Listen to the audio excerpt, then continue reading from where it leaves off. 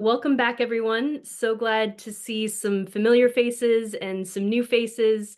We really appreciate you all coming back to join us for the third session of our four-part marketing series. Uh, I think many of you know the drill at this point, but we're going to do just some really brief intros for those of you who are joining us for the first time. That'll take 1 to 2 minutes. And then we're going to dive right into our topic today, which is social media and newsletter marketing with our wonderful instructor, Mia Cole. As a farmer myself, I've felt the energy and the burnout that can come with both social media and newsletter marketing. So I'm really eager for us to dig into this topic together.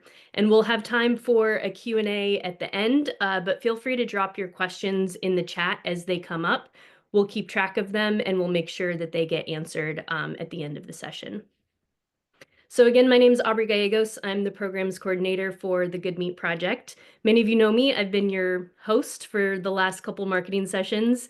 And again, the Good Meat Project is a national nonprofit. We're on a mission to progress a more ethical meat system, and we offer a number of resources and programs for farmers, ranchers, butchers, chefs, and eaters.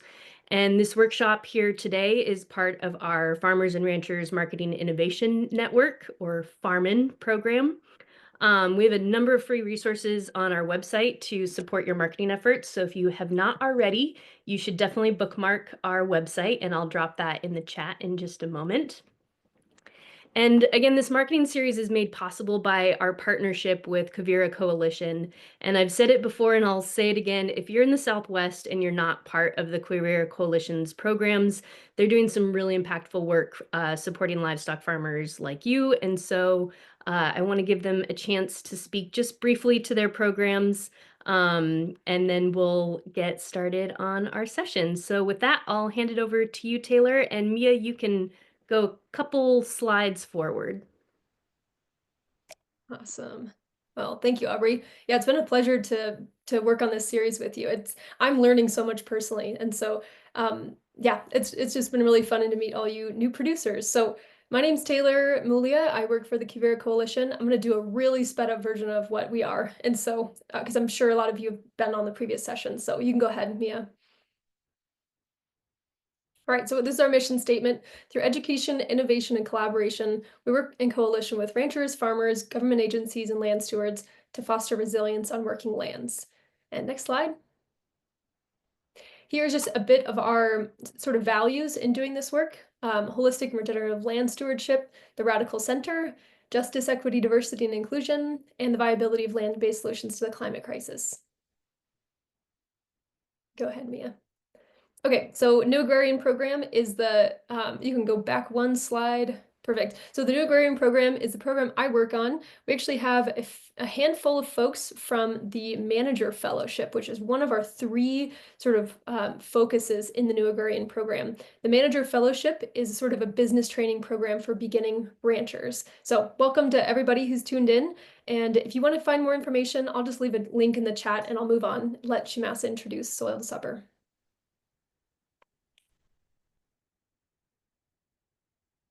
Hi, everyone. I'm Shimasa. I'm also at Quivira Coalition in the Carbon Rent Initiative. We are working on this Soil to Supper project with our partners, Good Meat Project, Southwest Grass-Fed Livestock Association, and Reunity Resources. It's a 5-year project, and it helps producers to get more livestock and poultry products into regional supply chains while improving soil health and like supporting climate and community resilience and reducing waste. You can find more out about this at our website, soiltosupper.org. And yeah, you can get in touch if you want to find out more. Thanks. Great. Thank you, Shimasa and Taylor. All right. I know you all are here to dive into social media and newsletter marketing. So I'm going to make sure that we keep this ball rolling and go ahead and hand it off to our instructor for today, Mia Cole. We have worked with Mia for off and on for a number of years now. Mia is an expert marketer. She has taught these social media newsletter workshops for us before. She has a lot of great insights, and I'm really excited to hear what she has to say today. So with that, I'm going to hand it over to you, Mia. Thanks, Aubrey, and thank you again just to the Good Meat Project and to you and Michelle for giving me this opportunity to be here today. I'm really excited to talk more about social media and newsletter marketing and its importance in kind of spreading your brand message and creating meaningful relationships with your consumer.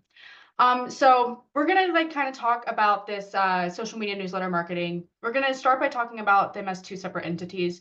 First part of the presentation will be more about social media. Second part will be a little bit more about newsletter marketing. And then at the end, we'll kind of take a brief look and see how these two things kind of work together to help drive sales and work towards what will be likely common goals for a lot of people here. So let's begin by looking at social media and asking ourselves why social media is important. Obviously, we know that it holds value in today's world. A lot of people have social media. They use it for their personal use. A lot of businesses use social media for marketing. So we know that it has importance, but why is that?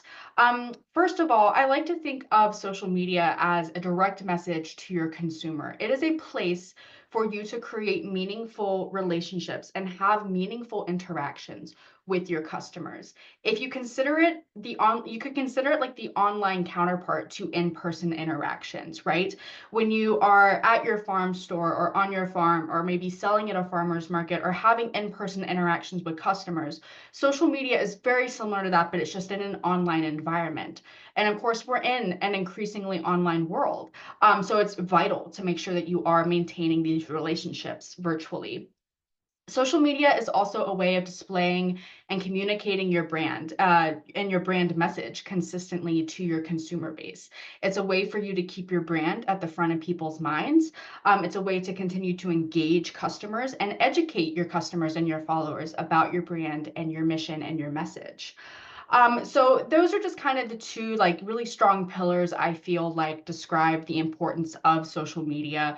Wanted to kind of get that behind us as we go a little bit deeper into different aspects of building successful social media strategy, so we can keep in mind the importance of social media as a place to build and maintain relationships really ultimately. Before we kind of get a little bit more into strategy, I did want to call to your attention something that is a call to action or a CTA. This is a marketing term, but I do want to kind of highlight this in today's presentation because CTAs are important in marketing. They are important in social media marketing and email marketing to provoke an action from your followers or your consumers to do something. And that's exactly what they are.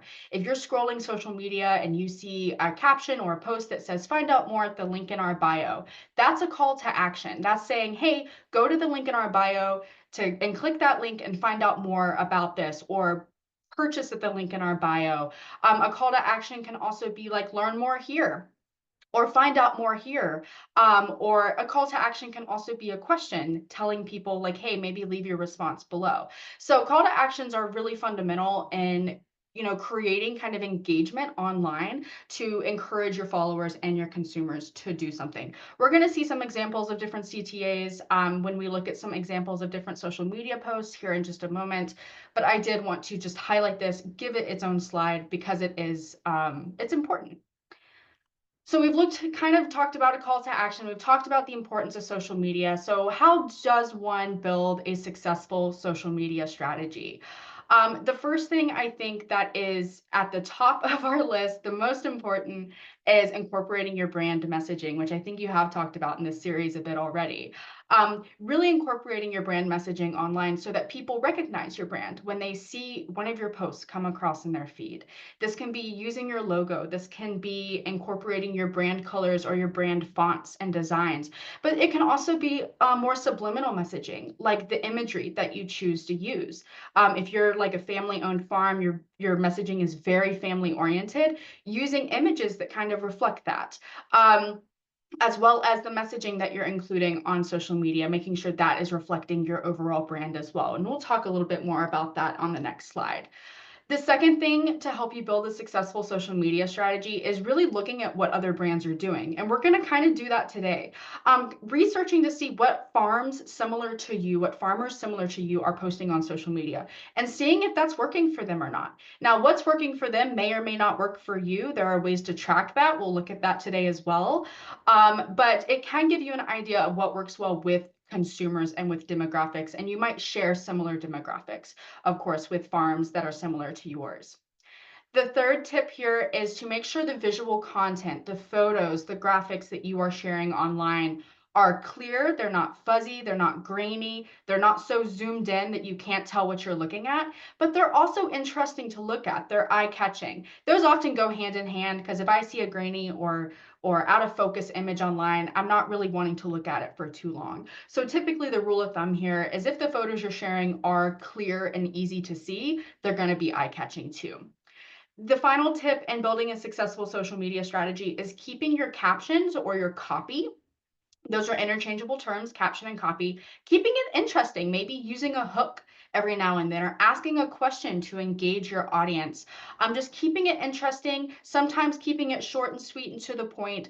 People have shorter attention spans. They're getting shorter day by day. I definitely have noticed that mine has gotten shorter over the years. It's not something I like, but it is a reality of life. So keeping it short, sweet, interesting to keep people engaged. The final tip that I will share, it's not on this slide, but we will talk about it throughout this presentation, is something I'd like to really drill into your minds, that not all social media posts need to be ads. Not everything needs to be advertisements. Remember when we were talking about the importance of social media as a place to create meaningful relationships and meaningful interactions. You're not going to be able to do that if you're constantly trying to sell things to people. In an in-person interaction, if you tried to constantly be selling something to someone in person, they're probably gonna try to find a way to leave the room as quickly as possible. You don't want to be doing that online either. You want to be prioritizing building the relationships and then slipping in promotions as you can, which we'll talk a bit more about today as well. But just remembering that not every single post you make needs to be an advertisement or a promotion, I think is very crucial. So let's talk a little bit about what you can post online. What you can post is really entirely going to be up to you. But I have found that it helps to look at different kind of categories or themes that you can think about when brainstorming different posts to publish online. You can create maybe an engaging post, something that asks a question or has a really strong hook in the caption. You can make a post that's a little bit more about your business. Maybe it's more behind the scenes, or if your farm's been running for 40 years, it's a little bit of a history on your farm and how it came to be. Your post, if you talk a lot about family or your brand messaging is very family oriented, you can, share more about your family online if that resonates with your brand. Seasonal posts are really great. Farming, of course, is a very seasonal practice. We're headed into spring where we see a lot of baby animals being born. Baby animals are super popular online. People love to see those. They're cute. They're fun. They represent life. People get really excited about that, and that could be like incorporated in seasonal type posting. You can post informative or educational posts where you can teach something to your followers, and then they feel like they've gained something, they've learned something from you. That's a very valuable and for your followers a free interaction, which will encourage them to continue to interact with your posts. So there are multiple different types of kind of categories or themes here that you can think about when trying to brainstorm what to post and write on social media. And you can use as many of these. A post that you make can cover more than one category at any given time. You can create your own category as well. But these I think are just good to kind of help you brainstorm when thinking about how to post on social media. So we've kind of gone over these category types. We've gone over some like higher level looks at creating a successful social media post and strategy. I want to shift to look a little bit more at 3 different examples of farms on Instagram to see kind of like what type of themes they are talking about and how that kind of calls back to their brand. Um, So our first example here is going to be from Hickory Nut Gap. And I've kind of tagged it. Hopefully you can see my cursor here. I'm a very visual person, so I like to point things out. But I've kind of tagged this as almost like a story. But this could also qualify as a seasonal post. It could be an educational post. So really like these themes can, overlap in so many ways. Don't feel like they pigeonhole you into one at a time. But this post from Hickory Nut Gap has a picture of a baby calf with its mama. And the caption reads, "Our first calf of the year was born this morning after a beautifully warm weekend. We're excited for calving season on the home farm." So really what this post is doing is it's showing this new baby calf, which again, baby animals are super popular. And it's also kind of representing a seasonal shift for the farm, right? Like they're going to be seeing more baby calves. It's a carousel post, meaning there's more than one photo, which tend to be really popular on Instagram. Tip for you there. And as you can see, they got 10 comments. So people are really engaging with this post. They found it cute. They resonated with it. And they're learning a little something from it too. Calving season is, on the horizon. So there's an example there of what could be like a story or a seasonal post, or just using a baby animal to get some attention and some engagement there. Now, thinking a little bit more about engagement and engaging posts, I love this one from Widnor Farms on Instagram. So this post I would definitely consider an engaging post that asks a question. It encourages people to respond to the question in the comments.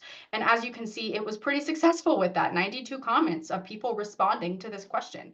And the question is simple: bacon and eggs or sausage and eggs? And then the caption here says, "Hey, will you help me settle the debate? We are a house divided." A very approachable post, a very approachable kind of business here, using an emoji and using more casual language like house divided. But I really love how engaging this post is, not only just because it asks a question and encourages people to comment, but I like how this is also a very clever way of subtly promoting their products. Because how much do you want to guess that they, at their farm store, I believe they call it their ranch store at Widnor Farms, how much do you want to bet they sell bacon, sausage, and probably also eggs?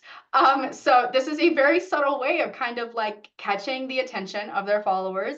If you're like me right now, you might be looking at this picture and you're thinking a little bit about breakfast and maybe your tummy's rumbling a little bit. So it's kind of like triggering their brains a little bit to start thinking about these things, and maybe like it would encourage a purchase. So I love how it's a subtle way of advertising what they sell without saying it at all outright. Really good example there of that. The final example here is also from Hickory Nut Gap. Also cows again. We have a theme here with animals. I might be a little favored. There might be a little favoritism on my end towards cows. I do love cows. But I would consider this post here to be more educational or informative. So the caption reads, "Ever wonder how 100% grass-fed beef farmers feed their cows in the winter when the grass is dormant due to the cold?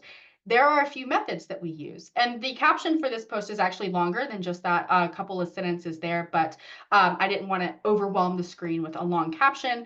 But this is a very educational post to people who are following Hickory Nut Gap, and likely answers a question that a lot of people wonder about grass-fed practices. Like, how are you feeding your animals in the winter when grass isn't as readily available?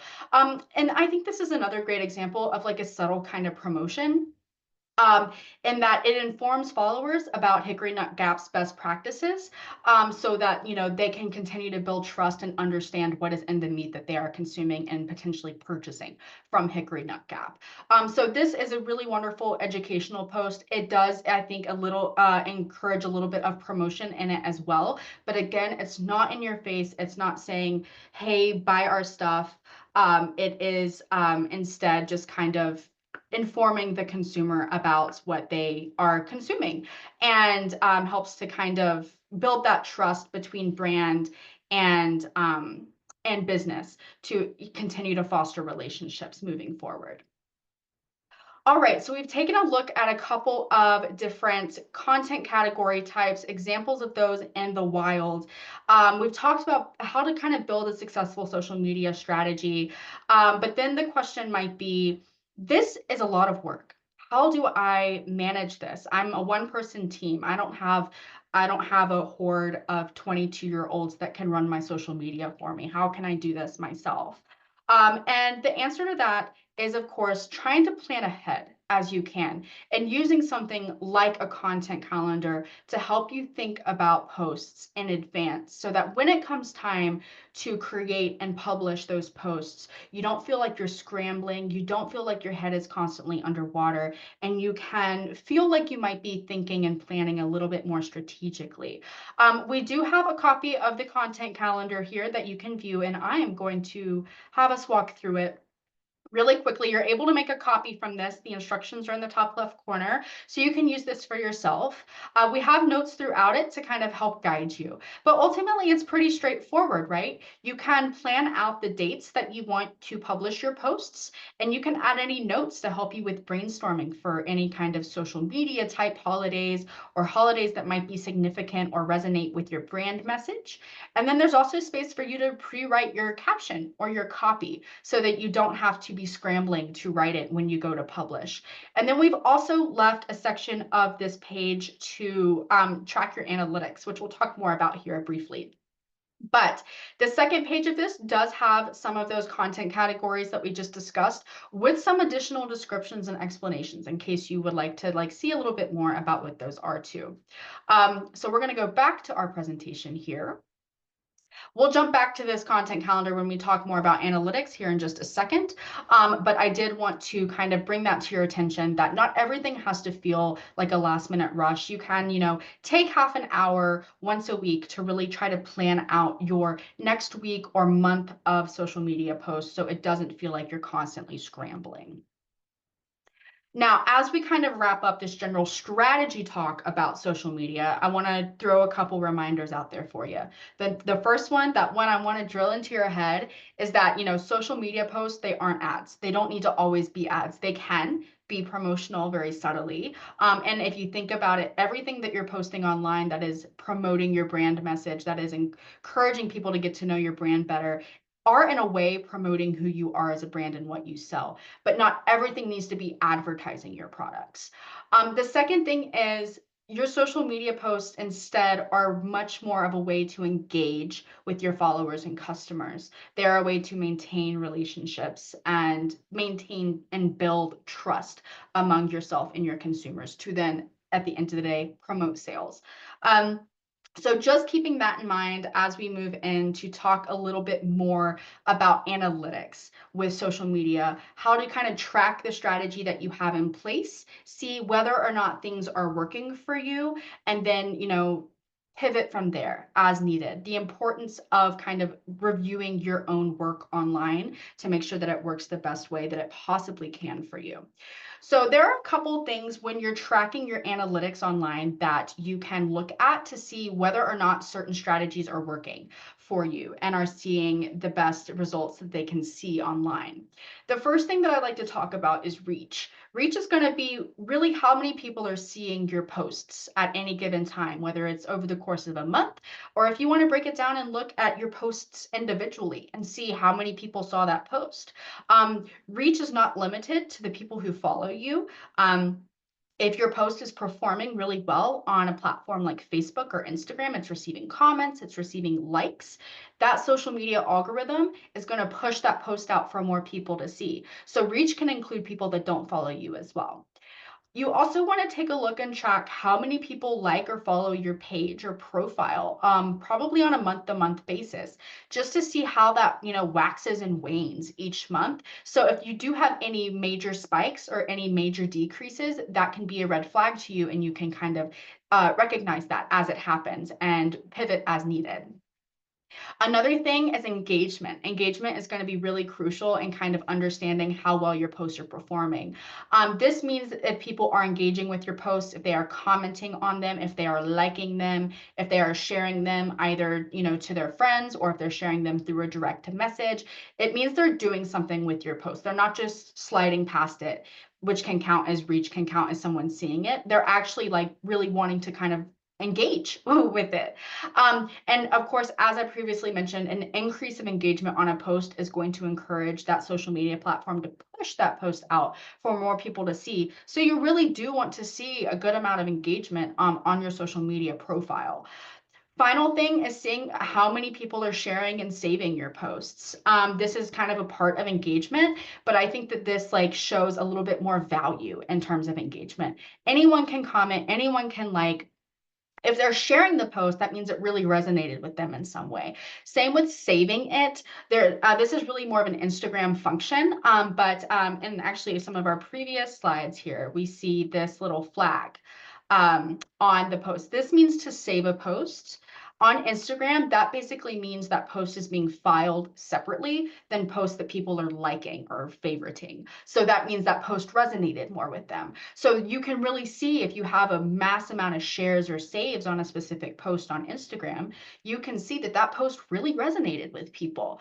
So a great way to track that there. So when you are tracking your analytics on a monthly basis, going back to your content calendar here, you can look and every month track the amount of reach you're seeing, the number of impressions, your followers on each platform, your engagement and engagement rate, and you can compare that month over month. And of course, the ultimate goal will be to see those numbers rise. But if they don't rise or if they stay stagnant, this can help you to better understand how those posts that month did or did not resonate with your followers. So really just taking the few minutes each month to track these numbers can really kind of help you think a little bit more strategically about what you are posting online. And if you are using Facebook and Instagram as your primary social media, I'm assuming you are, they're the most popular, they're more foolproof than other platforms, they're more reliable. Meta, which owns Facebook and Instagram and the Metasphere, Meta Business has a really great way to look at the analytics for both your Facebook and Instagram all in one place. So it makes it really, really easy. So keeping track of those on a monthly basis can really help you to think more strategically about how you are posting online and what is resonating most with your online demographic there. So a couple things we've already kind of touched on here about what analytics helps you with. It helps you to view your progress over time, how you're performing over time. Social media is in no way a race. It's really a marathon. It's going to take longer to see results in a lot of cases on social media. And it may not feel like anything is happening. But of course, if you're tracking your analytics on a monthly basis, seeing that steady incline, you're going to obviously see that it is doing something. It's going to allow you to test out different posts and kind of get creative with what you post to see what works best versus what doesn't. What is resonating really well with people and what doesn't. And if it doesn't resonate with people at all, scrap it. Don't do it. In that same vein, it helps you to learn your audience. It helps you to learn what your followers and what your demographic likes to see online. And what works helps you to learn really what works the best for you online. Ultimately, it's going to help you to reach the maximum amount of people. Like I previously mentioned, getting engagement on posts encourages those platforms to push those posts out to more people. So really trying to incorporate things that increase your engagement online, your engagement rate online, will help at the end of the day your posts reach more people, which is what we would like to see. We would like to see these posts reach as many people as possible, so that you can create more relationships with more people online. So that kind of wraps up our discussion about social media. I'd like to shift a little bit more to talk about newsletters and email marketing, and the importance of email marketing and how it's similar to social media, but also how it can be very different, maybe even a little bit more valuable here. So we'll start off with asking, why should we do email marketing?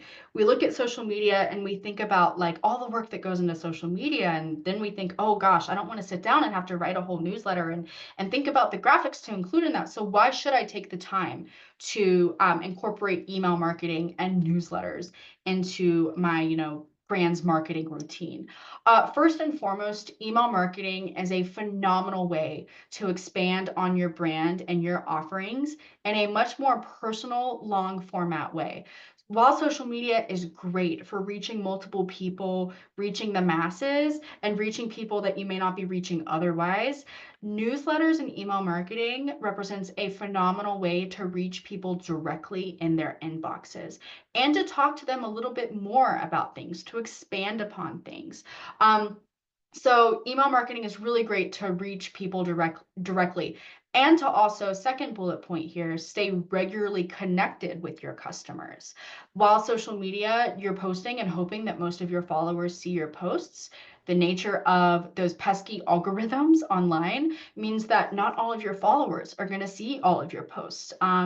Your followers might miss some of your posts, and that's a bummer. So having email marketing and sending out newsletters that guarantees that these newsletters, these things that you are creating, these messages that you are sending are arriving in people's inboxes. They are for sure receiving these email marketing campaigns. The third thing that is super important, not just with farming and marketing in general, but like any kind of online marketing, is the fact if you're using email marketing, that means you have obtained your customer contact information, you have obtained their email. That is incredibly valuable currency in an increasingly digital world that relies on digital marketing. Falls back to the point I was just talking about. Social media allows you to really reach the masses, which is great, but in terms of the more personal connection of really feeling like you're talking one-on-one with people, in terms of digital marketing, that's going to happen with email. So having their information, obtaining their email, being able to talk with them a little bit more on a personal basis helps to improve that trust, improve that relationship. It can also really help you to segment out different emails, which we'll talk about here in just a moment. Final thing here is email marketing is really great for driving and tracking sales. While you can get sales from social media really is more of the place for connection. It's social. It's meant to be social. It's really where you're going to be forming and maintaining those relationships. While email marketing can be a little bit more sales driven. And it can be a bit easier to track sales with email marketing too, whether you're using something like Google Analytics or you're using an email platform that allows you to see your revenue based on each email you send. You're able to really see like the benefit and the return on email marketing more so than you can with social media marketing. So those are just some kind of higher level like benefits to why we want to use email marketing, why we want to be contacting people with newsletters. So I'd like to shift to talk a little bit more about different goals that you can have for your newsletter. What do you want to include in your newsletter? Like, how do you go about writing this and keep it engaging for people? So, just like with social media, you might want to kind of brainstorm a little bit about what your brand is, what kind of message you're trying to portray there. With newsletters, it's the same, it's in the same vein. You want to kind of reflect on your brand and on your business and what really would resonate and reflect your brand the most in email marketing. Maybe you're wanting to really just use email marketing to spread your brand message. Incorporating your logo, incorporating your branding designs, your fonts, your colors, incorporating imagery that reflects your brand. We're seeing a theme here. It's very similar to social media. Maybe you're really wanting to increase the number of people hitting your website. You're wanting to make sure that you have more people hitting your online storefront. Newsletter marketing is a great way to do that. Maybe you're trying to increase your social media following. You might already have an email list built up. It's pretty strong. You have really good open rates. But you're just now really starting out on social media. So you want to increase your social media following. Mainly that's your main goal. Maybe your ultimate goal is to drive sales, which I think is really everyone's ultimate goal here. Like at the end of the day, would love to see those sales go up.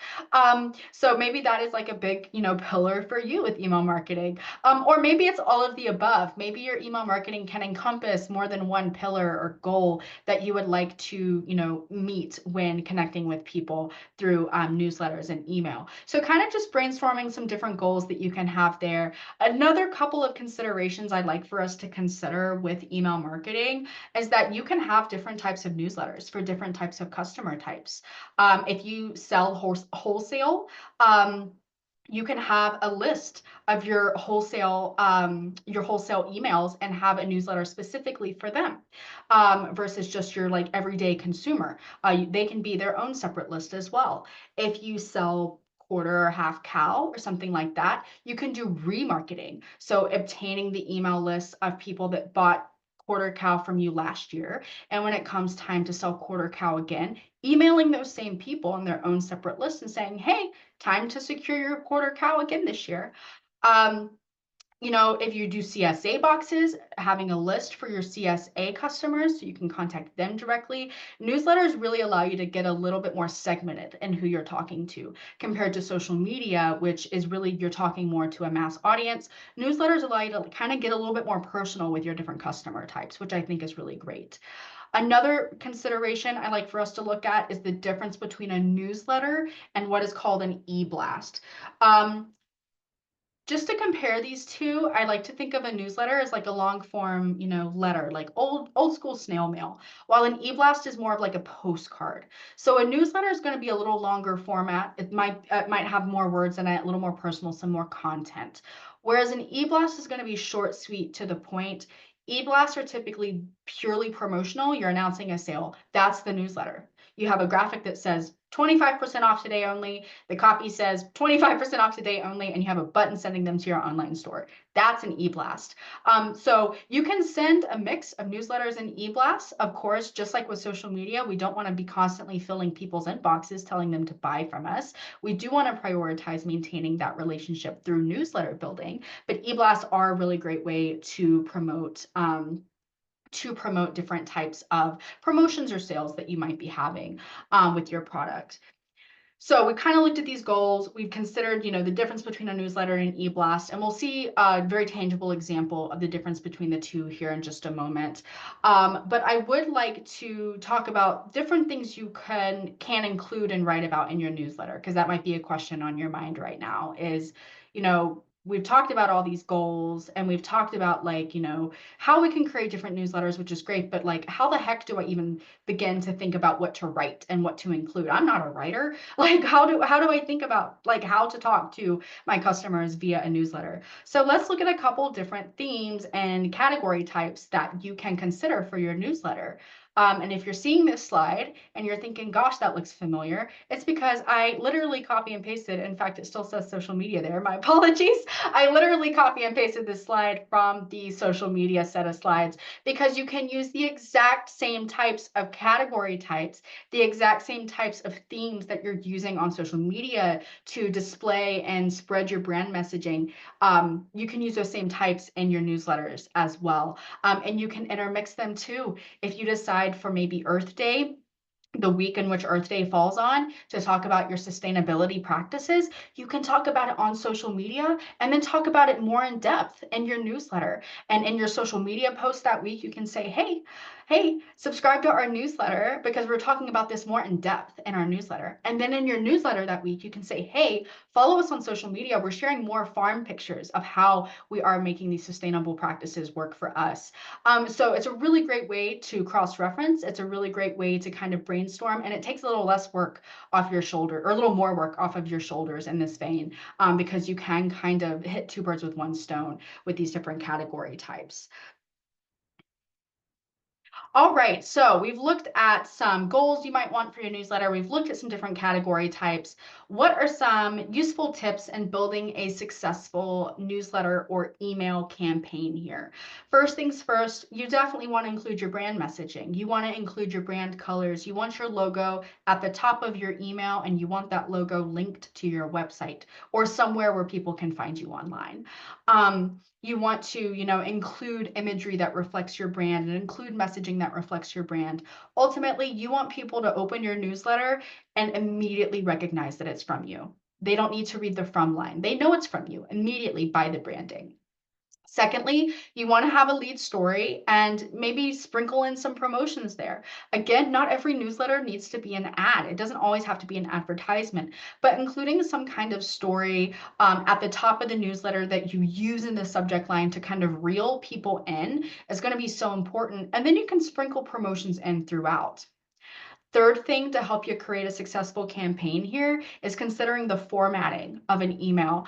And the example I like to give here is just to think about how you interact with newsletters yourself, newsletters that you are subscribed to and that you receive on a regular basis. Personally, for me, when I receive a newsletter and the chance that I even open it, I look at the top, I'm like, yeah, I scroll down, kind of letting, my eyes scan the rest of the newsletter, and I land at the bottom, I look at it and I'm like, yeah, and I scroll to the top, and then I usually, either click around if something interests me or I exit out. So what that tells me is that where people are looking in a newsletter are going to be at the top of your newsletter and at the bottom of your newsletter. So that's where you want your juiciest information. You want it to be like a reverse hamburger. You want the meat at the top, and you want the meat at the bottom, and you want the bun and the lettuce and the tomatoes and stuff in the center, because that's how people are kind of interacting with newsletters there. Fourth tip in terms of creating a successful campaign, including links everywhere. I am such an advocate for linking as much as you can in a newsletter, because while you can include links on social media, there are limitations. On Instagram, you have to include those links in your bio. On Facebook, if you include too many links, they might get lost or, not as easily seen. In newsletters and a lot of popular newsletter platforms, you can link everything in that newsletter so easily. If your logo is at the top of your newsletter, which it should be, link it to your website. If you include a graphic image, a graphic or just a header image at the top of your email, link that to your website. Include buttons that link back to the things that you're referring to. In the footer, have a place where your social media buttons are that link back to your social media. You want to make sure that you're linking a lot in that email, and that when you are including links, it's sending the people reading your newsletter back to places where you exist and share your brand message. So your website, your online storefront, your social media, anywhere else that might have some kind of promotion or advertisement for you, like an event you're a part of or something like that. So including those links is going to be really important. We, as people nowadays, I feel like, are very conditioned to click things. If you open anything, if you go on a website, I don't know if you've noticed this, I notice it about myself all the time. I'm conditioned to want to click things. People are going to be clicking things when they open your email. And if you don't have links there, it's not going to send them anywhere. It's not going to do anything good. So you might as well take advantage of that and add the links so that people can go somewhere and find you in other places. Final thing kind of goes back to the linking, is that funnel marketing, funneling people to other places online that you exist and are spreading your brand message, sending them to your website, sending them to your social media, where you can continue to foster and build relationships with them in other places to ultimately try to reach that North Star goal of driving sales there.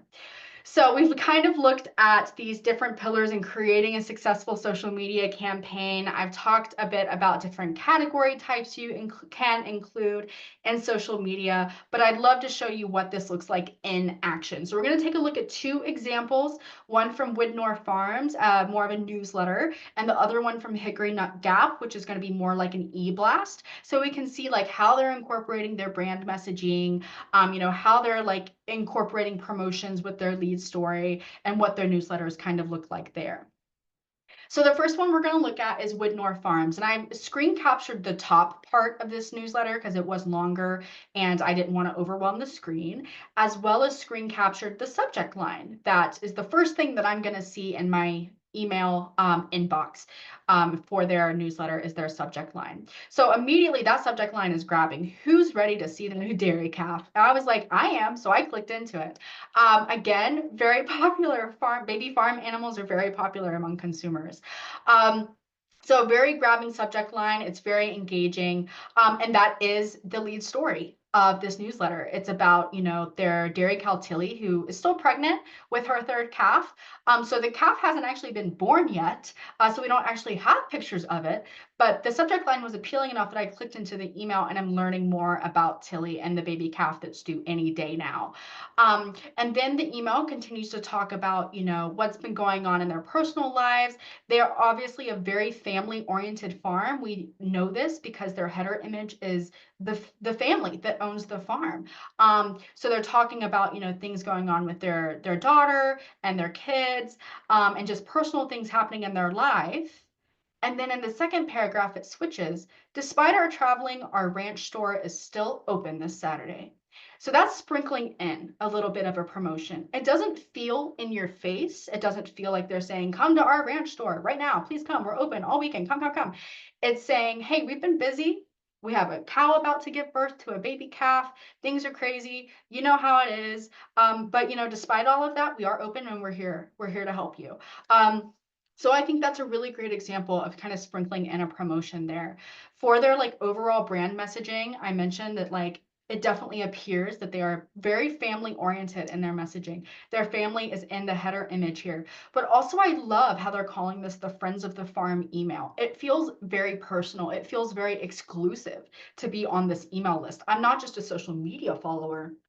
I'm a friend of the farm. So it feels very personal, more so than social media does. And I really love that about this kind of email design here. Now, there are no links in the text, which is perfectly fine. I will say the header image was linked to their website, and there was a lot more content below this that included buttons and hyperlink text too. So they had plenty of links in their email as well, just not quite as visible in this example.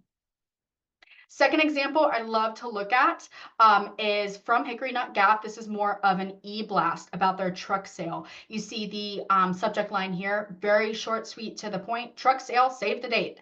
And notice how it doesn't say the date. So you have to click into the email to know the date. That kind of encourages that open rate and that engagement there.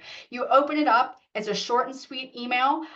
It literally says February 22nd truck sale as the headline, and then the header image at the top, short, sweet, to the point, you're saving 25 to 50%. It's very grabbing. It's very approachable. I would say that this e-blast is done really well because the primary information about the truck sale is bulleted. You don't have to scour the text for it. There's not a whole lot of text in here. You don't really have to read it. You can glance at it and pretty much find out the information that you need. And then the button that says learn more takes you to their website that talks more, their website page that talks more about the truck sale happening and the things that they'll have available. The header image, I believe, also linked to that same page, and their logo here, I believe, linked to their website too. Just a very approachable, straight to the point e-blast in terms of their branding and their brand design. I would say that Hickory Nut Gap is definitely giving very approachable vibes in the sense of their font and their graphics used. They're very fun. They're very casual. The colors might feel a little bit more masculine, maybe a little bit more approachable in that sense. And then using emojis as well in their text. Emojis can be controversial. We're not going to get into whether you should or should not. At the end of the day, that's a personal choice. If you think it reflects your brand, use them. If not, don't. But this does make them feel a little bit more approachable to have that emoji in the text there. So those are two really great examples of e-blasts and a newsletter, and how like these newsletters and e-blasts are kind of reflecting the farm and the brand that are sending them. I am a little biased because Hickory Nut Gap is located about 20 minutes from my house. So, you know, I do purchase from them. I know them a lot better than I do Widnor Farms, but I can tell you right now, when I think of Hickory Nut Gap, I think of this logo, and that is brand recognition, which is very, very valuable. And you achieve that by constantly including your brand color, your logo, your brand messaging, and everything that you put out. It's like that old school example of everyone knows the Nike logo because of brand recognition. You want something similar among your customers and your followers with your brand and your business as well. So we've looked at these examples, but I'd like to talk a little bit more about like the importance of making your newsletter feel special to your subscribers and the value that holds. So just to give you a comparison, when people follow you on social media, it feels low committal for the consumer, right? They can follow you, they can unfollow you at any time. They're not giving you anything to follow you. They are just choosing to follow you. It's very low stakes for them. With newsletter and email marketing, your customer is giving you their contact information. They are consenting to giving you their email. So they know that they're going to be receiving direct communication from you. They may be a little bit more hesitant to do that because we all know how quickly our email inboxes can fill up and be overwhelming. So you want to make sure that it is explained that your newsletter is going to benefit your potential subscribers, your customers, in a way that they like.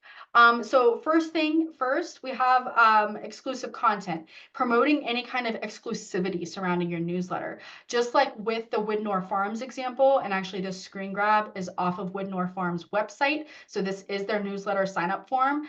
They're calling their newsletter the Friends of the Farm email. Just the name feels exclusive. But you can also offer exclusive content. Your newsletter can be where you share a lot of behind the scenes photos about your farm. It can also be a place where you're sharing subscriber only promotions. Maybe every 6 months or something, you share a small promotion that's only available to your email list. And not only does that offer like an exclusivity to encourage people to sign up, but it also acts as kind of like a thank you note to the people that are already subscribed.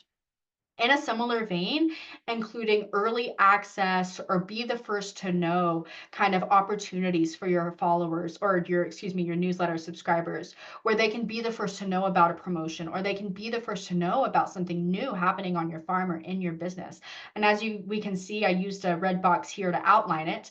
Woodnor Farms does has a great example of doing this for their newsletter sign up. They say, be the first to know about events, restocking, and more. Restocking is a big one. Be the first to know about restocking. Be the first to be able to purchase from the restock compared to our social media followers. So offering something that gives people incentive to give you their email and subscribe to your newsletter is going to be crucial. And of course, following through with that as well. Talking a little bit more about sending newsletters and how often we should be sending them. So just like with social media, we want to make sure that we are maintaining these relationships with our customers online, and that does mean consistency. We want to be consistently contacting these people, but we don't have to be spamming them necessarily. So I think with newsletters, you definitely want to make a goal to regularly send a newsletter. I will be the first to say newsletters do take time. They are a lot of work. So definitely like work with a schedule that works for you. But I would say at the very least, send a newsletter once a month. You still want to touch base with the people subscribed to you. You want to make sure that you're contacting them at least once a month, but weekly or bi-weekly is going to be best, making sure that you're kind of talking to them so that they know to expect your email on a regular basis. If you're sending weekly on a Tuesday, they know every Tuesday to expect an email from you. And that kind of encourages that relationship building there. Again, don't spam. You don't need to send a newsletter every day. You don't need to send 3 newsletters a week, max once a week, really. Like that's usually what works best. But we'll talk here in just a moment again about looking at some analytics with newsletters, and those can be telling too on how frequently or non-frequently you should be sending newsletters. A little recommendation here, just as we have that social media content calendar that we looked at a little while back, you can create one for an email too. In fact, you could probably duplicate the social media one provided to you today and shift it around a bit for newsletter marketing so that you can plan your newsletters and emails in advance so it doesn't feel like you're scrambling when you do go to produce it. So that's just a little tip I have there. Encourage planning in that sense. Moving on to talk a little bit more about tracking analytics with newsletters, because again, just like with social media, this is a really phenomenal way and kind of figuring out what works best for you with your newsletters and your send rate and what you're including in the content there. So there are a couple things that we want to look at with analytics when we are sending email marketing. The first thing is going to be an open rate. This is how many people, the percentage of people that are opening your emails. Don't be shocked if an open rate isn't super, super high. I think the average, just generally average open rate for email marketing is around 20%. Obviously, it'd be great to have an open rate around 50 or 60%, meaning over half of your email list is opening your emails, but 20% is about the average. This will depend on the business, what your open rate looks like, but not everyone's going to open an email. We all know how we interact with newsletters. We don't open every single newsletter that we receive. So consider that in the mind of consumers as well. You want to look at click rates as well. This is going to describe how many people are clicking on the links in your emails. Again, we want to include links everywhere in our emails. So what's the percentage of people that are clicking on these links? And you can even break it down and see which of these links were the most popular that people were clicking on. And that can help you make more informed decisions on what to include in your newsletters in the future. Final thing is you can track revenue with newsletters, either through the platform that you use or through Google Analytics. And you can see you can see like if that newsletter generated any revenue. This would be especially helpful for eBlast if you're doing any kind of promotion where you're sending people to your storefront. You can see what that actual return was on that newsletter. So these are like kind of the three largest pillars for kind of tracking analytics with newsletters. It helps you to make a little bit more strategic and informed decisions moving forward. Kind of knowing what works best with your newsletter audience, because what works best with your newsletter audience may not be what works best with your social media audience. So that's, why it's important to kind of track those two separately. So you know what works best in each marketing stream, and you can tailor the messaging as necessary. All right, I have talked your ears off about social media. I have talked your ears off about email marketing. We know that they're both important. We know that they're both separate entities. We also know that they kind of connect and are important when working together. So how do they connect? I love this visual example, this screen grab from Widnor Farms website. This is towards the bottom of their homepage, the footer of their website, where they have the tagline, "Bring ranch life to you." They have their email sign up form, join the Friends of the Farm email list. They have an Instagram feed embedded here with their Instagram, and this is all linked to. So if I clicked on this picture on their website, it would take me to their Instagram. It has their general contact information, so their address, it has their email, and then it has their social media buttons where you can find them on other platforms. So what do all these things have in common? You might be able to guess based on what I've been talking about so far up to this point. It's a way to stay in contact. It's a way to be in contact for me as the consumer, to be in contact with Widnor Farms. And it's a way for Widnor Farms to be in contact with the consumers. So ultimately, newsletter marketing, email marketing, those two are kind of like brother, sister as a way to stay in contact regularly with your customers. And they are a way tangentially to keep your brand at the front of your customer's mind through social media posts, through regular emails, incorporating your branding and your messaging to keep your brand at the front of their mind. So even if they haven't seen a social media post from you in a few days and they haven't seen an email from you in a week, they might still just occasionally think about your business and think, oh yeah, I do need some, I do need a dozen eggs. I need to get over there to their farm store to get a dozen eggs. Like, that's right. So you stay at the front of their minds. And it helps with the ultimate goal of driving sales, which is, obviously what everyone's goal is at the end of the day.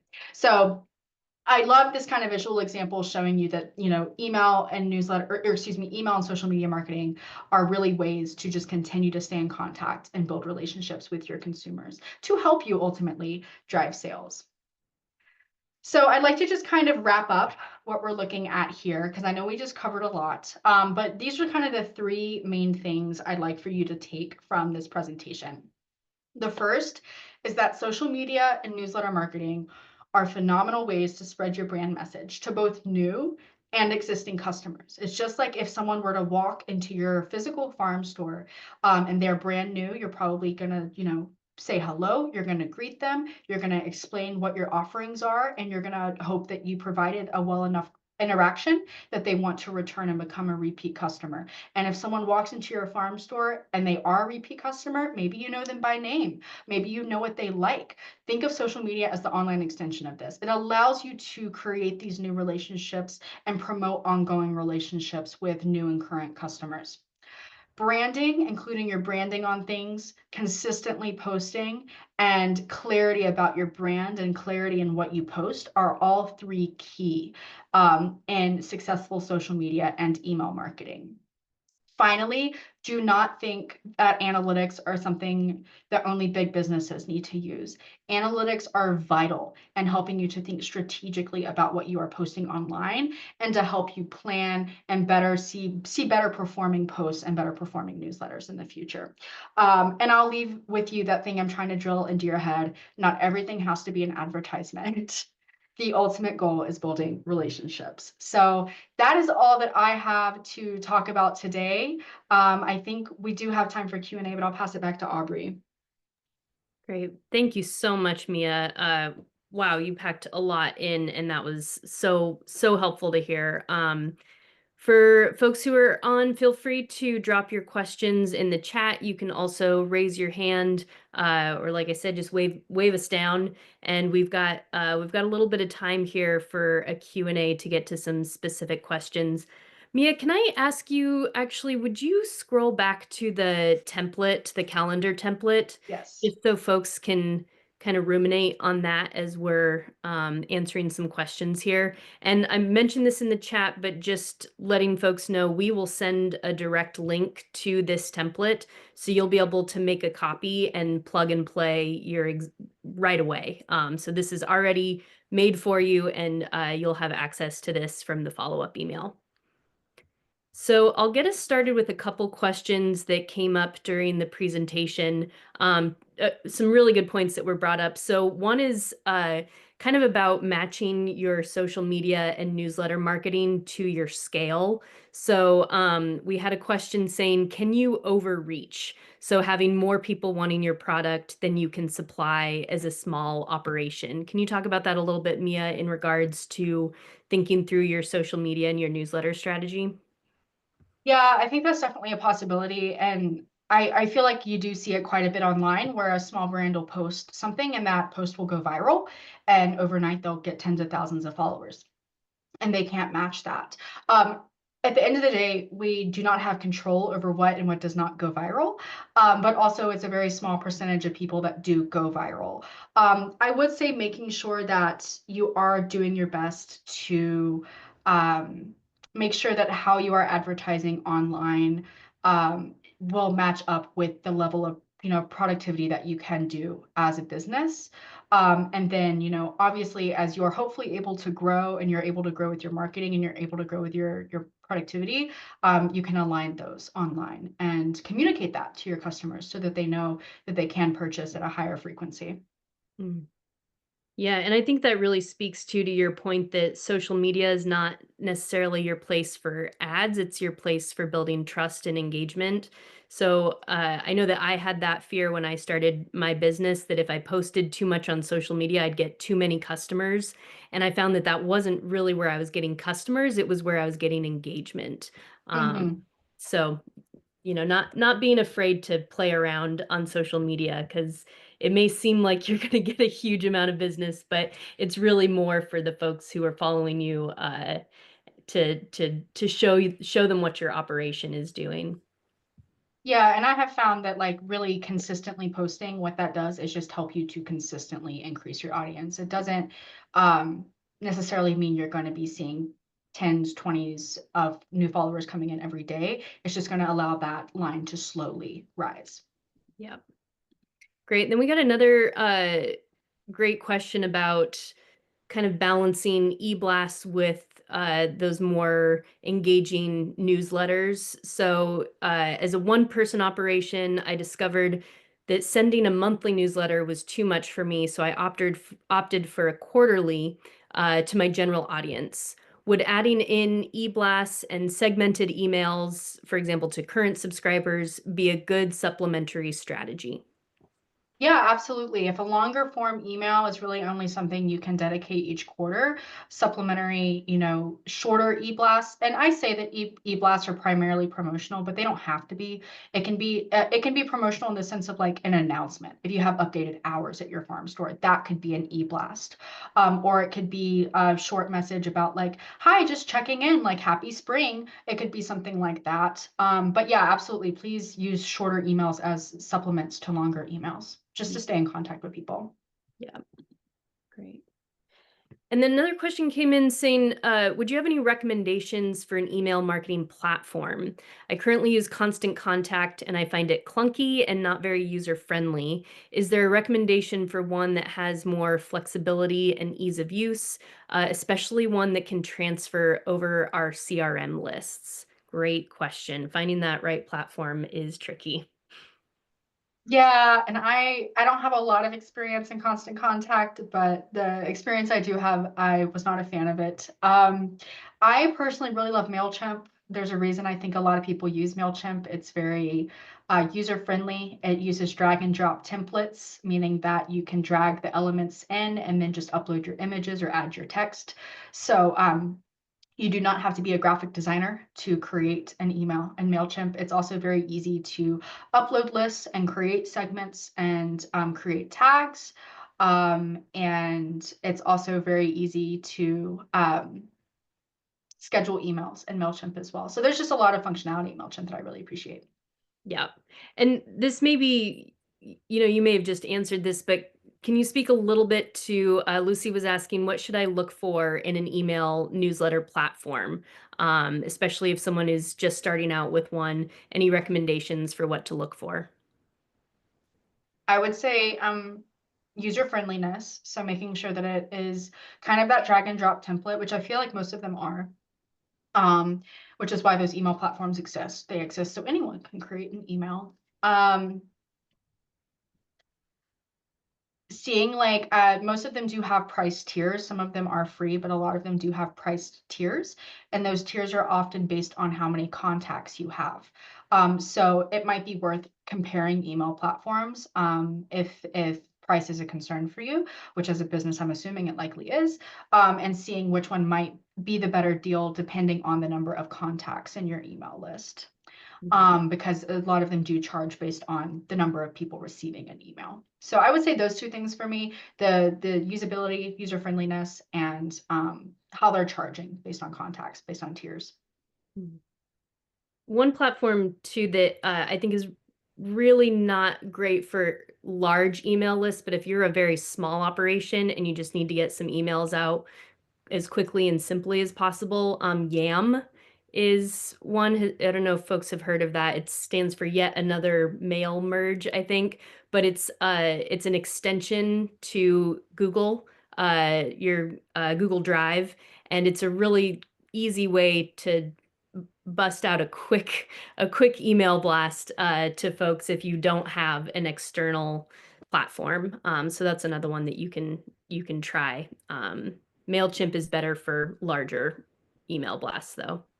Yeah, and one thing I will say about MailChimp, and then I'll be off my high horse about MailChimp, is in terms of contacts, MailChimp does, if you do have a large list and you begin sending emails and you notice that 40% of the emails, the contacts that you have are not engaging with your emails at all, you can temporarily remove them from your email list. You can add them to a separate segment and exclude that segment from your email list. And that would, it could potentially lower the price of, the cost of your monthly subscription with MailChimp. And it would also increase your open and engagement rates. That's just a little like kind of pro marketing tip from me.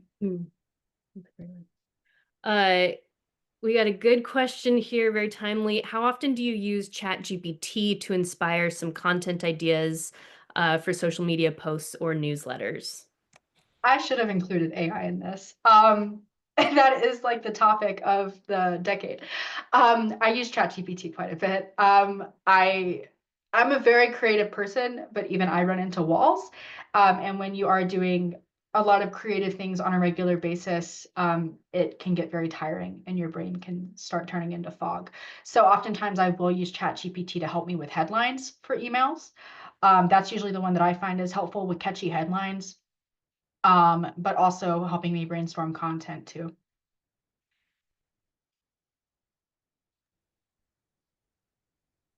Great. Yeah, Taylor was making a point that Squarespace does have a kind of built-in newsletter option, but it's pretty rigid with formatting. And I've also tried that. It can be a little bit frustrating. But if you use Squarespace and you're desperate, it does have a built-in option. Anna says I use AI all the time to apply the tone I want to deliver, and it saves me so much time. Great point. And then let's see, Kristen says this may be a little tangential, but any recommendations for online store and farm event sign-up software? I use Squarespace for my website, but haven't yet explored their offerings. I don't know if you know any of that, Mia, but Yeah, I'm not sure if that is my expertise, if they're asking for like event sign up. Yeah, unfortunately, that's a little out of my area in terms of suggestions. yeah, but if folks have recommendations for platforms that they use, please feel free to drop those in the chat. Because that's a great question. Great. Let me just make sure I haven't missed anybody else. Again, feel free to drop anything in the chat, or you can also just wave, or you could even take yourself off mute. We have time for a couple more, so great. This is Brett. Anna said that she used AI to communicate or to, help her develop her tone, which I'm not an AI user. But that, in my mind, that's what AI struggles with, developing tone. So I was just curious if maybe she could share how, whatever she's done to utilize AI in that way.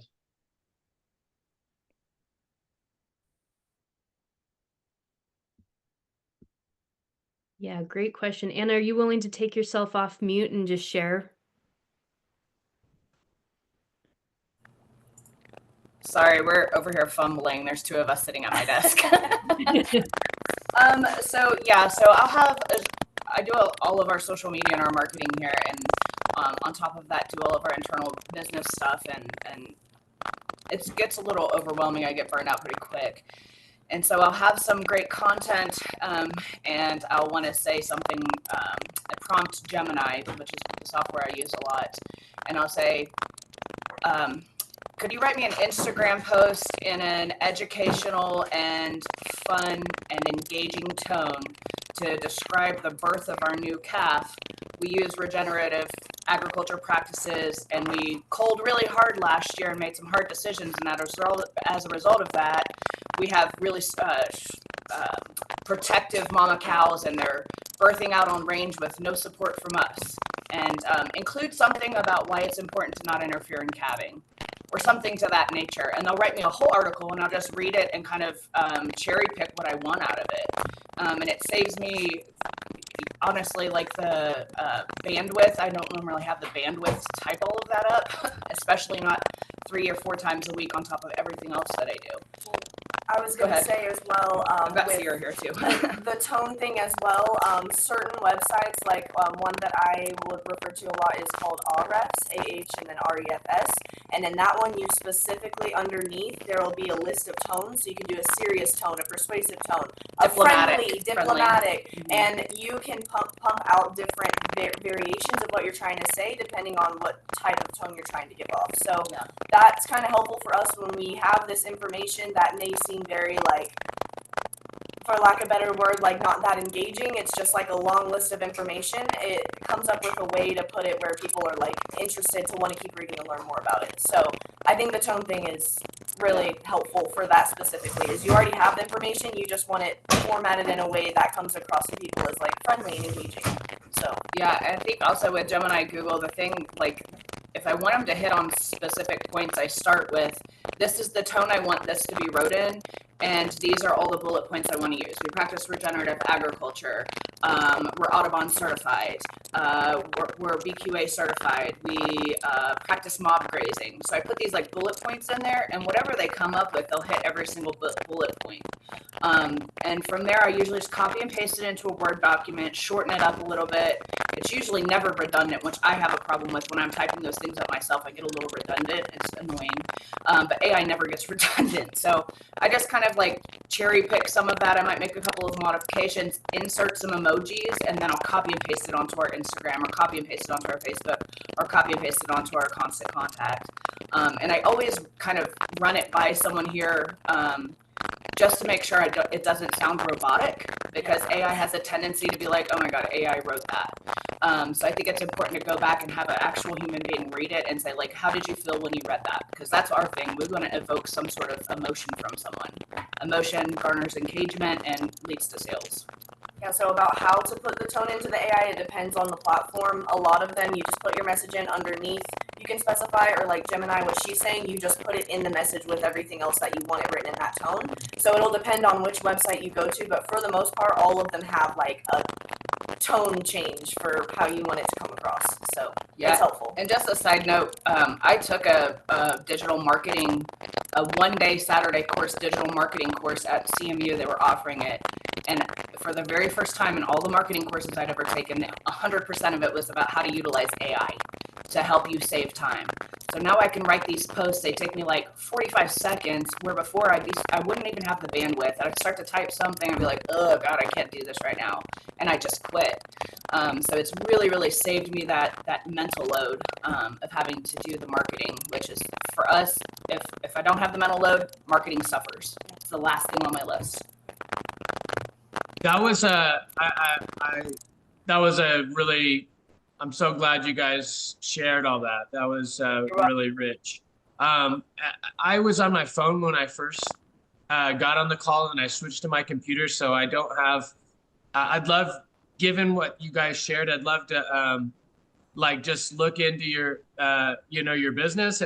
Could you share that again in the chat, or, you know, so I could just kind of go sleuth around and connect the dots to everything you shared with, you know, anything.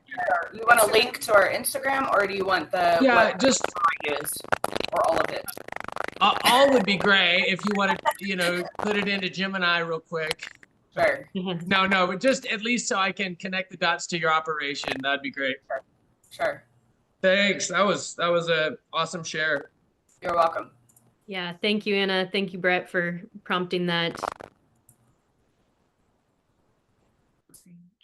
All right, we have time for maybe one more question. If anyone's got another burning question. Shumasa mentioned that MailerLite is better than MailChimp. So that's another one to look into. Great.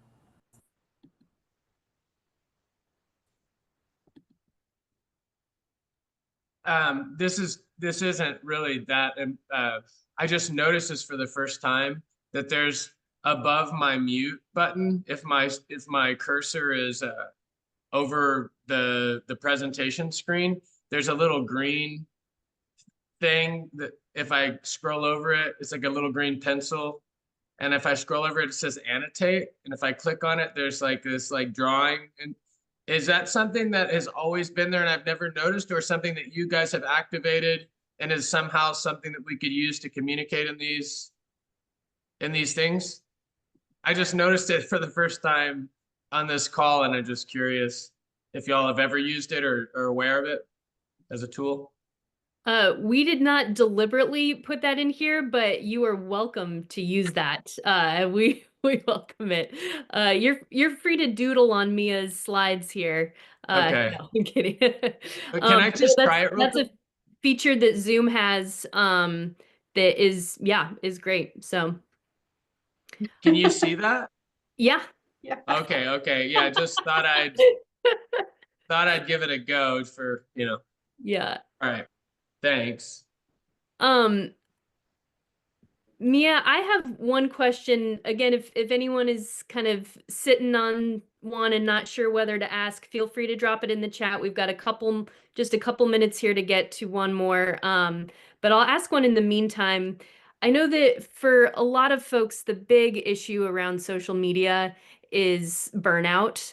And it really depends kind of where you're at in your business, but I've seen a lot of burnout coming from folks who have smaller operations and are seeing other farm businesses on their feed that have more resources and maybe fancy cameras and people who are dedicated just to social media and feel discouraged that like how can we offer something that somebody else is doing better? Do you have any tips or words of encouragement for folks who are feeling burned out or discouraged in their social media? Yeah, I mean, what's the saying is comparison is the mind killer, right? It's hard not to compare yourself, especially when we have so much information at our fingertips. But ultimately, like there are a lot of farms out there who have social media teams. They have people that are paid and dedicated to 40 hours a week producing online content. And if you aren't there, that's okay. In fact, you can capitalize on that because your followers probably follow you, your customers support you because you are small and because you feel natural But in terms of like ways to help with that burnout, I think a great way brought up during this Q&A is using AI to help with content production and to help you brainstorm. You can use AI to help you brainstorm. Just asking it like, describing your business and saying like, what are some good posts I can create this month to help you kind of think about through that, especially if you're not as creative minded. Another great tip I'd love to give is a lot of what you see every day on the farm might feel mundane to you, but to your customer, to the average social media follower, that's not something they see. If they're like me, my job is sitting at a desk 40 hours a week. Some days I don't even get outside to touch grass. So like carrying your phone with you when you're doing your just daily work on the farm and just capturing pictures as needed. And at first it'll be a little extra work in terms of reminding yourself to take pictures, but then it will become very natural, and then suddenly you do have content to share, and it can be very interesting to your followers and customers, because it's not every day they get to see farm animals or they get to see wildflowers even growing in the spring, or the first tufts of grass coming up from the soil in the spring. So these things that can seem very mundane and like every day to you can be very engaging to followers. And so just carrying your phone around with you to do that is not a whole lot of extra work there. So yeah, I just say just try not to compare yourselves. Find ways to lessen your load by using AI and incorporating things from your everyday to kind of like inspire your content can help to take that mental load off. Great. Thank you, Mia. I have to remind myself too that I know that I follow tons of farms, and so I see a ton of farm content, but my customers don't necessarily. And so I may be the only farm or one of the very few farms that they follow.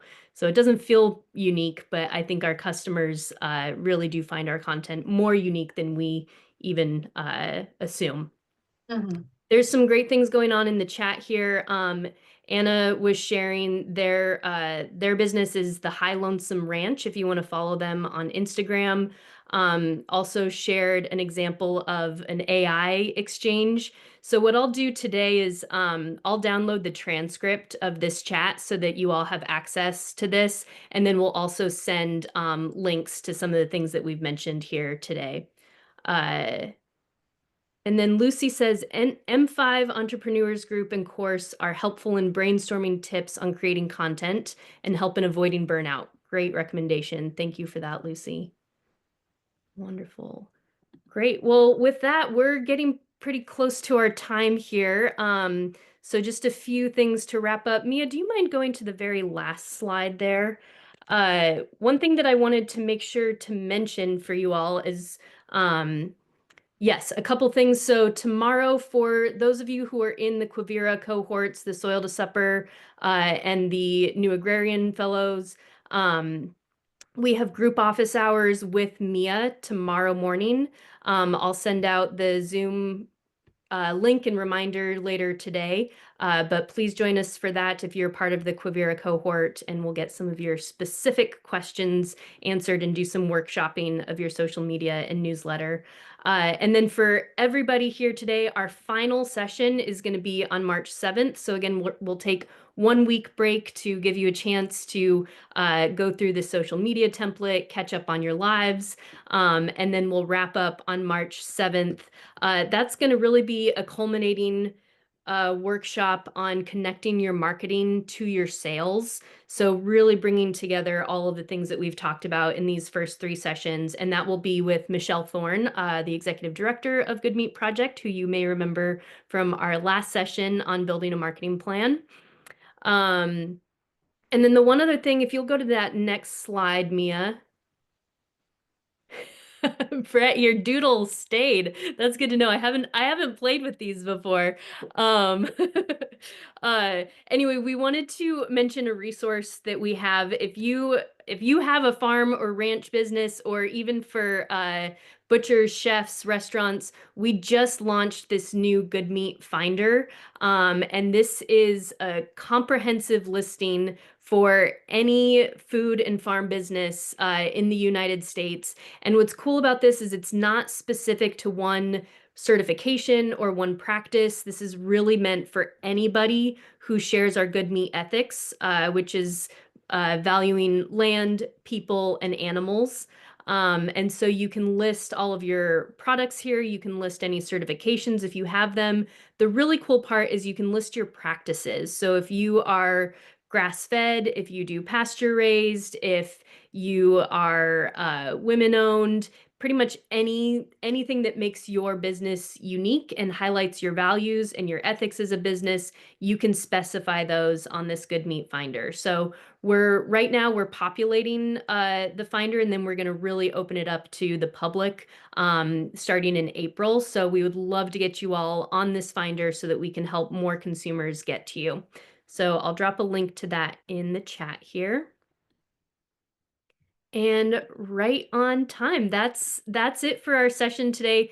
Thank you all again. I know it's a massive commitment to do these 4-part series, and really appreciate your time and hope that you're getting a lot out of these for your business. Look for a follow-up email. We recorded this session, so we'll send a link to the recording and to some of the main points and the links that we shared today. Thank you again, Mia, for your time and your expertise. Really appreciate it. And we will see you all again on the 7th. Thanks a lot, everybody. Take care.